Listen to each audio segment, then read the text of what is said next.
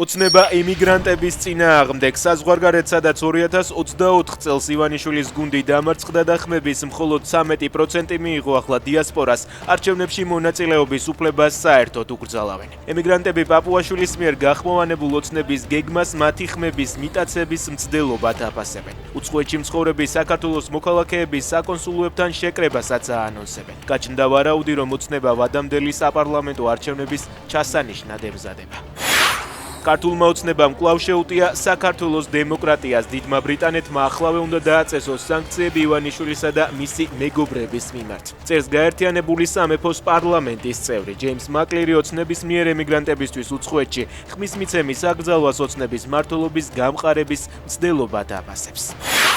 ოცნების პროპაგანდამ ტრამპის ადმინისტრაციაზე ღია თავდასხმა დაიწყო. პროპაგანდისტმა ზაზა შათირიშვილმა დღეს მორიგი წერილი გაავრცელა, სადაც ამერიკის ვიცე-პრეზიდენტს თავს ესხმის და ჯეი დივენს დიპ სტეიტად მოიხსენიებს. ეს იმის პარალელურად, როცა ოცნება ამტკიცებს, რომ ტრამპის ადმინისტრაციასთან ურთიერთობების ახალი ფურცლიდან დასაწყებად მზად არიან.